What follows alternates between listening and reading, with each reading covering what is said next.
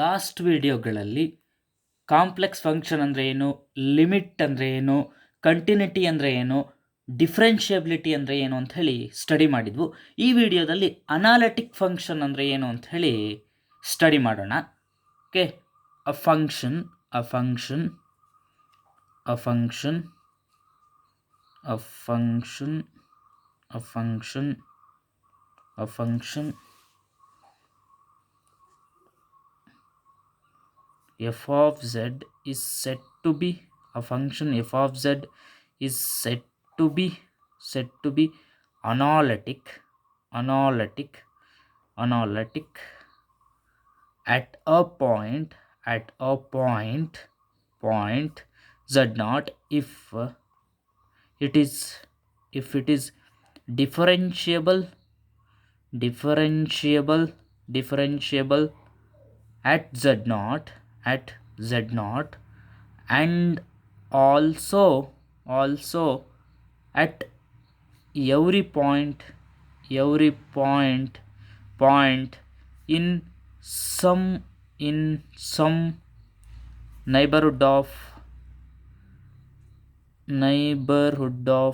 in some neighborhood of z naught, some neighborhood of z naught. A function f of z is said to be analytic at a point z naught if it is differentiable at z naught and also at every point in some neighborhood of z naught. F of Z ಅನ್ನುವ function Z not ಅನ್ನುವ ಪಾಯಿಂಟಲ್ಲಿ analytic ಆಗಿದೆ ಅಂತ ಯಾವಾಗ ಹೇಳ್ತೀವಿ ಅಂತ ಹೇಳಿದರೆ, ಆ Z not ಅನ್ನುವ ಪಾಯಿಂಟಲ್ಲಿ ಡಿಫ್ರೆನ್ಷಿಯಬಲ್ ಆಗಿರಬೇಕು. ಮೊದಲನೇದಾಗಿ ಆ ಝೆಡ್ ನಾಟ್ ಅನ್ನೋ ಪಾಯಿಂಟಲ್ಲಿ ಡಿಫ್ರೆನ್ಷಿಯಬಲ್ ಆಗಿರಬೇಕು ಮತ್ತು ಅದರ ನೈಬರ್ಹುಡ್ ಪಾಯಿಂಟ್ಸ್ಗಳಲ್ಲಿ ಕೂಡ ಡಿಫ್ರೆನ್ಷಿಯಬಲ್ ಆಗಿರಬೇಕು. ಎಫ್ ಆಫ್ ಝೆಡ್ ಅನ್ನುವ ಫಂಕ್ಷನನ್ನು ಝೆಡ್ ನಾಟ್ ಅನ್ನುವ ಪಾಯಿಂಟಲ್ಲಿ ಅನಾಲಿಟಿಕ್ ಆಗಿದೆ ಅಂತ ಹೇಳಬೇಕು ಅಂದರೆ ಮೊದಲನೇದಾಗಿ ಆ ಝೆಡ್ ನಾಟ್ ಅನ್ನುವ ಪಾಯಿಂಟಲ್ಲಿ ಅದು ಡಿಫ್ರೆನ್ಷಿಯಬಲ್ ಆಗಿರಬೇಕು. ಎರಡನೇದಾಗಿ ಅದರ ನೈಬರ್ಹುಡ್ ಪಾಯಿಂಟ್ಸ್ಗಳಲ್ಲಿ ಕೂಡ ಡಿಫ್ರೆನ್ಷಿಯಬಲ್ ಆಗಿರಬೇಕು. ಈಗ ನೈಬರ್ಹುಡ್ ಆಫ್ ಝೆಡ್ ನಾಟ್ ಅಂದರೆ ಏನು, ನೈಬರ್ಹುಡ್ ಪಾಯಿಂಟ್ಸ್ ಅಂದರೆ ಏನು? ನೈಬರ್ಹುಡ್ ಆಫ್ ಝೆಡ್ ನಾಟ್ ಅಂತ ಹೇಳಿದರೆ, ಈಗ ಒಂದು ಸರ್ಕಲ್ ಇದೆ ಅಂದ್ಕೊಳ್ಳಿ. ಓಕೆ, ಸರ್ಕಲ್ ಇದೆ ಅಂತ, ಇದು ಸರ್ಕಲ್ನ ಸೆಂಟ್ರ್ ಅಲ್ವಾ, ಈ ಸೆಂಟ್ರ್ ಝೆಡ್ ನಾಟ್ ಆಗಿದೆ. ಇದು ರೇಡಿಯಸ್ ಏನೋ ರಿಯಲ್ ನಂಬರ್ ಅಲ್ವಾ, ನಾನೊಂದು ಆರ್ ಅಂತ ಕರಿತೀನಿ. ಓಕೆ, ಆರ್ ಅಂತ ಕರಿತೀನಿ. ಓಕೆ, ಈ ಝೆಡ್ ನಾಟಿನ ನೈಬರ್ಹುಡ್ಸ್ ಯಾವುದು ಅಂತ ಹೇಳಿದರೆ, ಈ ಸರ್ಕಂಫರೆನ್ಸಿಂದ ಒಳಗಿರುವ ಪಾಯಿಂಟ್ಸ್ಗಳಿದಾವಲ್ಲ, ಅಂದರೆ ಸರ್ಕಲ್ ಮೇಲಿರುವ ಪಾಯಿಂಟ್ಸ್ ಅಲ್ಲ, interior of the circle points which are in this region, ಅಂದರೆ ಇನ್ ದ ಇಂಟೀರಿಯರ್ ರೀಜನ್, ಈ ಎಲ್ಲ ಪಾಯಿಂಟ್ಸ್ಗಳು ಈ ಝೆಡ್ ನಾಟಿಗೆ neighbourhood. Okay, neighbourhood of a point z naught is the interior of a circle with centre at z naught and radius r where r being a real number. Okay, r being a real number. ಏನು f of z ಅನ್ನೋ function analytic at this point z not ಅನ್ಬೇಕು ಅಂತ ಹೇಳಿದರೆ, ಮೊದಲನೇದಾಗಿ ಅದು ಈ ಪಾಯಿಂಟಲ್ಲಿ Z ನಾಟಲ್ಲಿ differentiable ಆಗಿರಬೇಕು, ಜೊತೆಗೆ ಇದರ ನೈಬರ್ಹುಡ್ ಪಾಯಿಂಟ್ಸ್ಗಳಲ್ಲಿ ಕೂಡ ಡಿಫ್ರೆನ್ಷಿಯಬಲ್ ಆಗಿರಬೇಕು. ಆಗ ಈ ಎಫ್ ಆಫ್ ಝೆಡ್ಡನ್ನು ನಾವು ಅನಾಲಿಟಿಕ್ ಅಟ್ ಝೆಡ್ ನಾಟ್ ಅಂತೇಳಿ ಹೇಳ್ತೀವಿ. ನೆಕ್ಸ್ಟು ಕೌಶಿ-ರೀಮನ್ಸ್ ಇಕ್ವೇಷನ್ ಅಂದರೆ ಏನು ನೋಡೋಣ. ಕೌಶಿ-ರೀಮನ್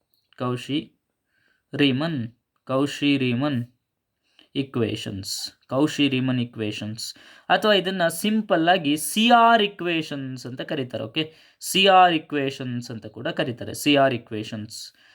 ಕರೀತಾರೆ. ಕೌಶಿ-ರೀಮನ್ ಇಕ್ವೇಷನ್ಸ್ ಅಂದರೂ ಒಂದೇ, CR ಇಕ್ವೇಷನ್ಸ್ ಸಿ ಅಂದರೆ ಕೌಶಿ, ಆರ್ ಅಂದರೆ ರೀಮನ್. ಓಕೆ, CR ಇಕ್ವೇಷನ್ಸ್ ಅಂತ ಕೂಡ ಕರೀತಾರೆ.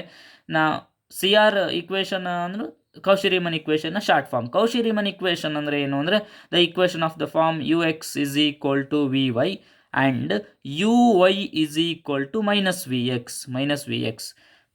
ಈ ಎರಡು ಇಕ್ವೇಷನ್ನ ನಾವು ಕೌಶಿ-ರೀಮನ್ ಇಕ್ವೇಷನ್ಸ್ ಅಂತೇಳಿ ಹೇಳ್ತೀವಿ. UX is equal to VY and UY is equal to minus VX. UX ಅಂತ ಹೇಳಿದರೆ ಇನ್ಫ್ಯಾಕ್ಟ್ ಏನು ಅಂದರೆ partial differentiation of U with respect to X. Okay, partial differentiation of U with respect to X and VY ಅಂದ್ರೇನು, partial differentiation of V with respect to Y.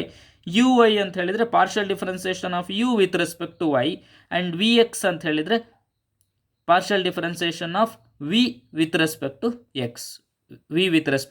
ನಾನು ಇವುಗಳನ್ನು ಶಾರ್ಟಾಗಿ partial differentiation of U with respect to X ಬದಲಾಗಿ just UX ಅಂತ use ಮಾಡ್ತೀನಿ. This symbol ಬದಲಾಗಿ just VY ಅಂತ use ಮಾಡ್ತೀನಿ. ದಿಸ್ ಸಿಂಬಲ್ ಬದಲಾಗಿ ದಿಸ್ ಯೂಸ್ ಮಾಡ್ತೀನಿ. ಇದ್ರ ಬದಲಾಗಿ ಇದನ್ನ ಯೂಸ್ ಮಾಡ್ತೀನಿ. Okay, this equation u x is equal to v y and u y is equal to minus v x are called C R equations are Cauchy Riemann equations. Okay, next, necessary and sufficient condition for f of z to be analytic. Okay, ಈ f of z ಅನ್ನೋ function analytic ಆಗಬೇಕು ಅಂದರೆ necessary condition ಏನು, sufficient condition ಏನು ನೋಡೋಣ. First necessary condition ಏನು ಅಂತ ಹೇಳಿ ನೋಡೋಣ.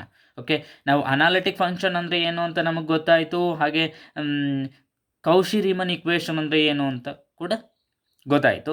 ಈಗ ಈ ಎಫ್ ಆಫ್ ಝೆಡ್ ಅನ್ನೋದು ಅನಾಲಿಟಿಕ್ ಆಗಬೇಕು ಅಂದರೆ ನೆಸೆಸರಿ ಕಂಡೀಷನ್ ಏನು ಅಂತ ಹೇಳಿ ನೋಡೋಣ. ಆ necessary condition for a function f of z is equal to u plus i v to be analytic in a domain D is that the first order partial derivatives of u and v with respect to x and y must exist and must satisfy the equations u x is equal to v y and u y is equal to minus v x. ಏನು ಹೇಳಿದ್ದಾರೆ ಅಂತ ಹೇಳಿದರೆ, ಈ f of z is equal to u plus i v ಅನ್ನೋದು analytic ಆಗಬೇಕು ಅಂತ ಹೇಳಿದರೆ necessary condition ಏನು ಅಂದರೆ first order partial derivatives of u and v with respect to x and y exist ಆಗಬೇಕು ಆ್ಯಂಡ್ ಅವು ಈ ಇಕ್ವೇಷನ್ಗಳನ್ನು ಸ್ಯಾಟಿಸ್ಫೈ ಮಾಡಬೇಕು. ಈ ಇಕ್ವೇಷನ್ ಏನು, ಇದು ಕೌಶಿ-ರೀಮನ್ ಇಕ್ವೇಷನ್ ಅಲ್ವಾ, ಸ್ಯಾಟಿಸ್ಫೈ ಮಾಡಬೇಕು. ಇದ್ರ ಪ್ರೂಫ್ ನೋಡೋಣ. ಈಗ ಪ್ರೂಫ್ ನಮಗೆ ಗೊತ್ತಿದೆ ಏನು, ಝೆಡ್ ಅಂದರೆ ಏನು, ಝೆಡ್ ಇಸ್ ಈಕ್ವಲ್ ಟು ಏನು ನಮಗೆ ಗೊತ್ತಿದೆ, z is equal to x plus i y ಅಲ್ವಾ, z is equal to x plus i y. ಈಗ ಡೆಲ್ಟಾ ಝೆಡ್ ಏನಾಗುತ್ತೆ, delta z is equal to delta x plus i into delta y ಆಗುತ್ತಲ್ವಾ, delta y ಆಗುತ್ತೆ. ಇಲ್ಲಿ ಏನು ಕೊಟ್ಟಿದ್ದಾರೆ, f of z ಕೊಟ್ಟಿದ್ದಾರೆ. ಏನು f of z is equal to u of x comma y. ಇದು ಯು ಅನ್ನೋದು function of x and y ಅಲ್ವಾ, you of x comma y ಅಂತ ಬರಿಬೋದಲ್ವಾ, plus i into v of x comma y. F of z ಅನ್ನೋದು f of z plus delta z ಏನಾಗುತ್ತೆ ಈಗ ನೋಡೋಣ. F of z plus delta z ಏನಾಗುತ್ತೆ, u of x ಇತ್ತು, ಇಲ್ಲಿ Z ಪ್ಲೇಸಿಗೆ ಡೆಲ್ಟಾ ಝೆಡ್ ಹಾಕಬೇಕು ಅಂದರೆ ಎಕ್ಸ್ ಪ್ಲೇಸಿಗೆ ಎಕ್ಸ್ ಪ್ಲಸ್ ಡೆಲ್ಟಾ ಎಕ್ಸ್ ಅಲ್ವಾ, x plus delta x, y ಪ್ಲೇಸಿಗೆ y plus delta y plus i into v of x ಪ್ಲೇಸಿಗೆ x plus delta x comma y ಪ್ಲೇಸಿಗೆ ವೈ ಪ್ಲಸ್ ಡೆಲ್ಟಾ ವೈ. ಇದು f of z plus delta z ಆಯಿತು. ಈಗ this minus this ಏನಾಗುತ್ತೆ ನೋಡೋಣ. That is f of z plus delta z minus f of z ಏನಾಗುತ್ತೆ ನೋಡೋಣ. Minus f of z is equal to this thing minus this thing, ಏನು, u of x plus delta x comma y plus delta y plus i into v of x plus delta x comma y plus delta y. Okay, ಇದು ಏನು f of z plus delta z ಅಲ್ವಾ, minus ಏನು f of z is this term ಅಲ್ವಾ, this term ಏನಾಗುತ್ತೆ minus u of x comma y plus i into v of x comma y ಅಲ್ವಾ, v of x comma y. ಇದನ್ನು ಹೇಗೆ ಬರ್ಕೊಳ್ಬೋದು, observe ಮಾಡಿ, ಇದನ್ನು ಹೇಗೆ ಬರ್ಕೊಳ್ಬೋದು, f of z plus delta z minus f of z. ಇಲ್ಲಿ ರಿಯಲ್ ಮತ್ತು ಇಮ್ಯಾಜಿನರಿ ಪಾರ್ಟನ್ನು ಸಪ್ರೇಟ್ ಮಾಡಿ ಬರೋಣ. ಅವಾಗ ಹೇಗೆ ಬರಿಬೋದು, ದಿಸ್ ಮೈನಸ್ ದಿಸ್ ಥಿಂಗ್ ಅಲ್ವಾ, this thing minus this thing plus i into this thing into this thing ಅಲ್ವಾ, this thing plus this thing ಅಲ್ವಾ. ಹೇಗೆ ಬರಿಬೋದು, u of x plus delta x comma y plus delta y minus this one u of x comma y. Okay, ಇದು real part ಅಲ್ವಾ, plus i into v of x plus delta x comma y plus delta y minus ಅಲ್ವಾ, minus into plus minus ಅಲ್ವಾ, v of x comma y. Okay, v of x comma y ಏನಿದು, f of z plus delta z minus f of z ಇದಾಯಿತು. ನಮಗೆ ಗೊತ್ತಿದೆ ಏನು, f dash of Z.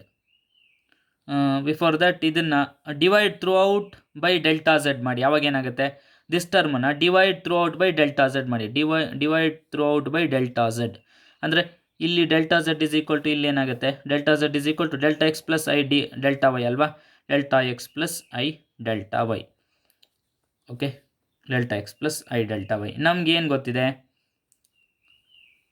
ನಮಗೆ F dash of Z ಅಂದರೆ ಏನು ಅಂತ ಗೊತ್ತಿದೆ. F dash of z is equal to ಏನು, limit f of z plus delta z minus f of z divide by delta z whenever delta Z tends to 0 ಗೊತ್ತಿದೆ ಅಲ್ವಾ? F dash of Z ಏನು ಮಾಡಬೇಕು ಈಗ?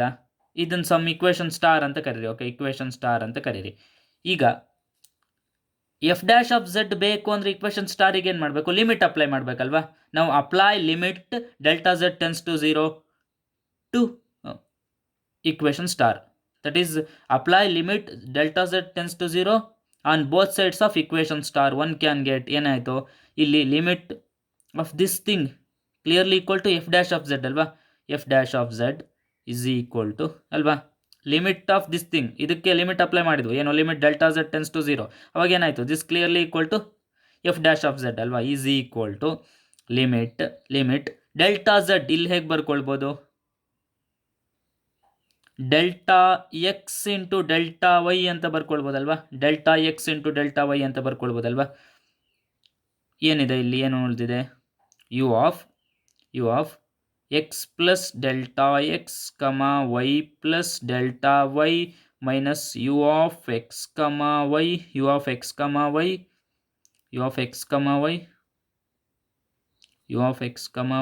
Plus i into v of x plus delta x comma y plus delta y minus v of x comma y whole divide by ಏನು ಏನಿದೆ? whole divide by delta x plus I into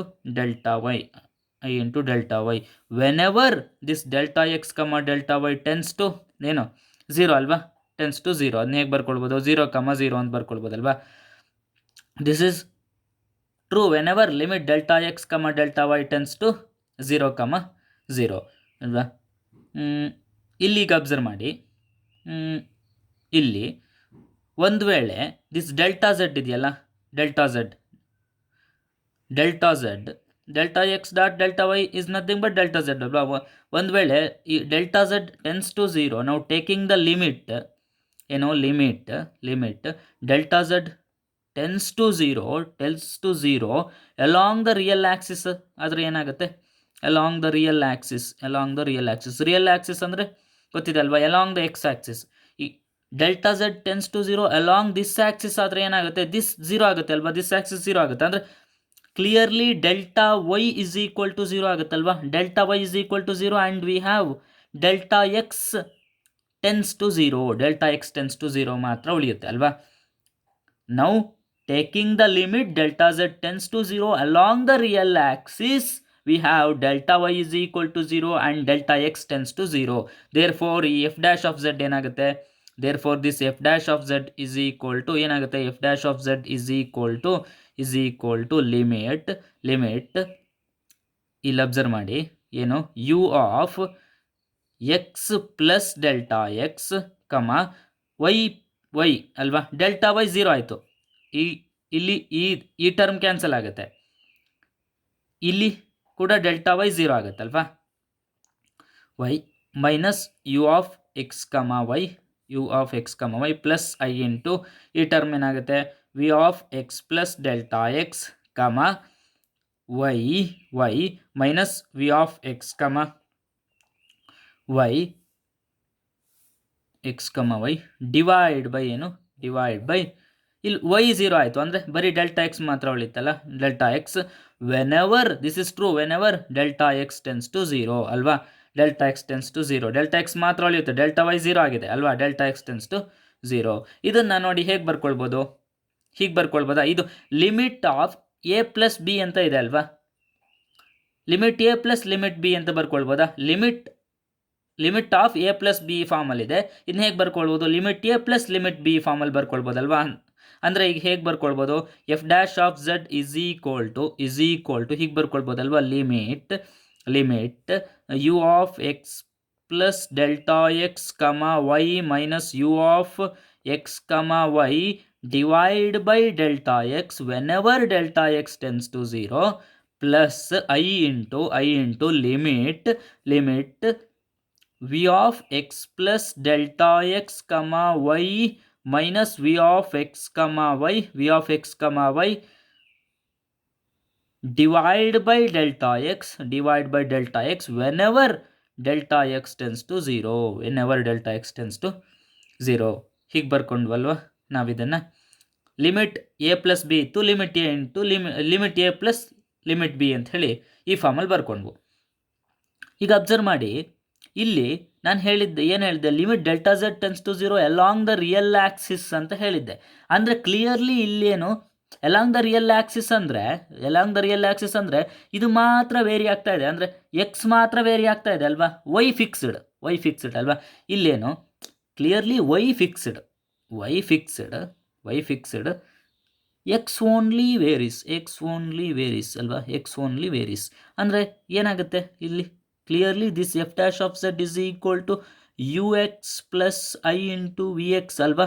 ಅಂದರೆ partial differentiation of u with respect to x and partial differentiation of v with respect to x ಮಾತ್ರ ಉಳಿಯುತ್ತೆ. ಇಲ್ಲಿ partial differentiation of u with respect to x ಮಾತ್ರ ಉಳಿಯುತ್ತೆ. ಯಾಕೆ? Y fix ಆಗಿದೆ, X only vary ಆಗ್ತಾ ಇದೆ. ಇಲ್ಲಿ ಕೂಡ partial differentiation of v with respect to x ಮಾತ್ರ ಉಳಿಯುತ್ತೆ. ಯಾಕೆ ಅಂದರೆ ವೈ ಫಿಕ್ಸ್ ಆಗಿದೆ, ಎಕ್ಸ್ ವೇರಿ ಆಗ್ತಾ ಇದೆ. ಓಕೆ, ಇದನ್ನು ಇಕ್ವೇಷನ್ ನಂಬರ್ 1 ಅಂತ ಕರೀರಿ. ಓಕೆ, ಇಕ್ವೇಷನ್ ನಂಬರ್ 1 ಅಂತ ಕರೀರಿ. ಈಗ ನಾನೇನು ಮಾಡ್ತೀನಿ ಅಂದರೆ ನಾವು I take limit delta Z tends to 0 along the imaginary axis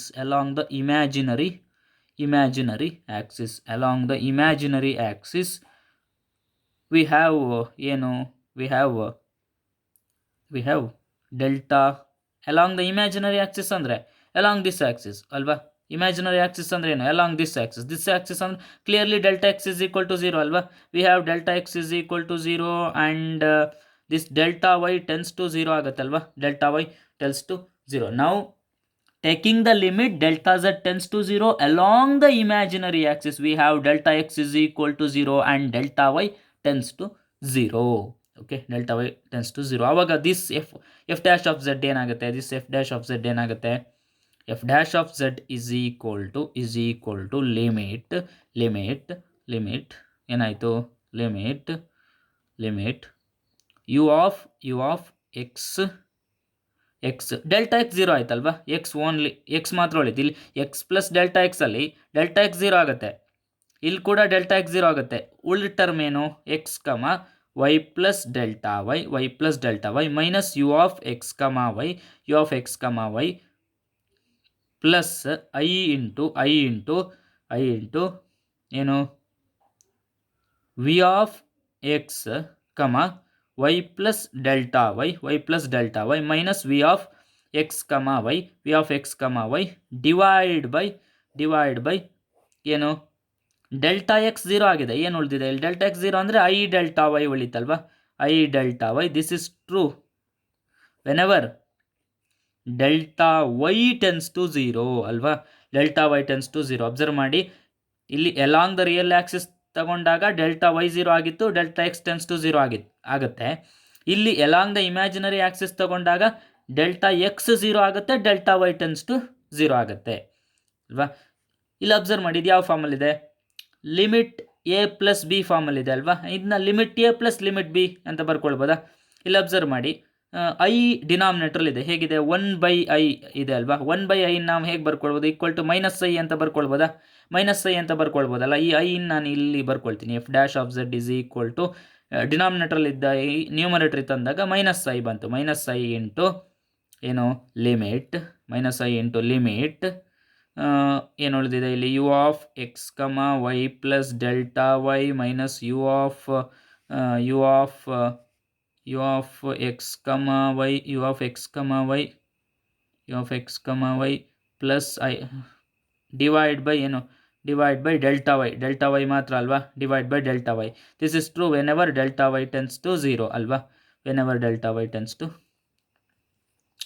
0 plus i into limit ಏನಾಗುತ್ತೆ?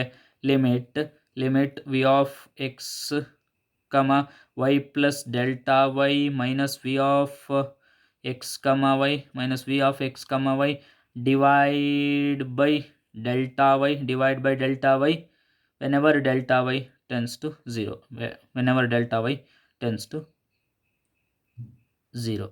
Okay, whenever delta y tends to 0, delta y tends to 0. Observe ಮಾಡಿ. ಈಗ ಇಲ್ಲಿ ಏನಾಗಿದೆ, ಇಲ್ಲಿ f dash of z is equal to, ಇಲ್ಲಿ ಏನಾಗಿದೆ, x varies ಅಲ್ವಾ, along the imaginary axis ಅಂದರೆ ಎಕ್ಸ್ ಅಲ್ಲ, y varies. Along the imaginary axis ಅಂದರೆ ದಿಸ್ ಆಕ್ಸಿಸ್, ಅಂದರೆ ವೈ ಮಾತ್ರ ವೇರಿ ಆಗ್ತಿದೆ, ಎಕ್ಸ್ ಫಿಕ್ಸ್ಡ್ ಆಗಿದೆ ಅಲ್ವಾ. ಇಲ್ಲಿ clearly here y varies, x fixed. ಅಂದರೆ ಏನಂತ ಬರ್ಕೊಳ್ಬೋದು, ಮೈನಸ್ ಐ ಇದೆ, ಮೈನಸ್ ಐ ಇಂಟು ಇಲ್ಲಿ ವೈ ಮಾತ್ರ ವೇರಿ ಆಗ್ತಾ ಇದೆ ಅಂದರೆ ದಿಸ್ ಇಸ್ ಯು ವೈ ಅಲ್ವಾ, u y plus i into ಇಲ್ಲಿ ಕೂಡ ವೈ ಮಾತ್ರ ವೇರಿ ಆಗ್ತಾ ಇದೆ, ಎಕ್ಸ್ ಫಿಕ್ಸ್ಡ್ ಆಗಿದೆ, ಅಂದರೆ clearly this is v y ಅಲ್ವಾ, v y. F dash of z is equal to minus i into u i plus i into v y ಅಲ್ವಾ. ಇದನ್ನ ಹೇಗೆ ಬರ್ಕೊಳ್ಬೋದು, that is equal to minus into plus minus i into i square ಅಂದರೆ -1 ಅಂದರೆ plus v y ಅಲ್ವಾ, plus v y minus i into u y ಅಂಥೇಳಿ ಬರ್ಕೊಳ್ಬೋದಲ್ವಾ, i into u y ಅಂಥೇಳಿ ಬರಿಬೋದು. ಅಂದರೆ ರಿಯಲ್ ಆ್ಯಂಡ್ ಇಮ್ಯಾಜಿನರಿ ಪಾರ್ಟನ್ನು ಸಪ್ರೇಟ್ ಮಾಡಿದೆ.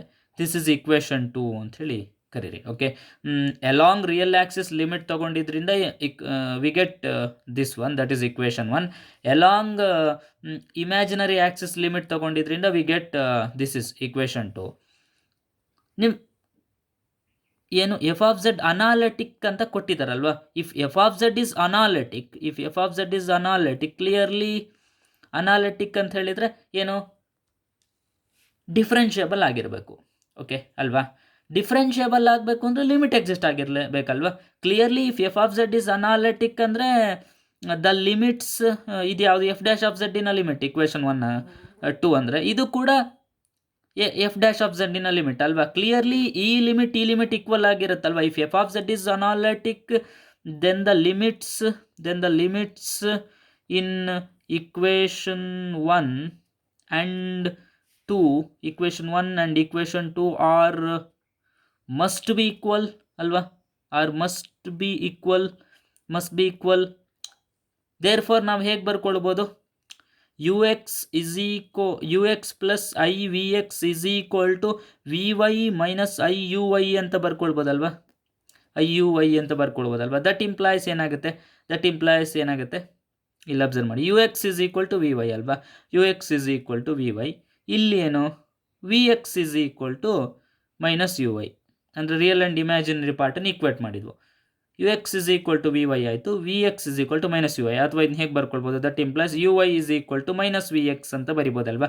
You x is equal to v y and u y is equal to minus x, v x ಏನು C R equations ಅಲ್ವಾ, hence the proof ಆಯ್ತಲ್ವಾ. ಏನು ಇದೆ necessary condition, a necessary condition for a function f of z is equal to u plus iv to be analytic in a domain D is that the first order partial derivatives of u and v with respect to x and y must exist ಆಯಿತು, and they must satisfy the equation ux is equal to vy and uy is equal to minus vx ಅಲ್ವಾ. First order partial derivatives of u and v with respect to x and y exist ಆಗಿದೆ, that is ux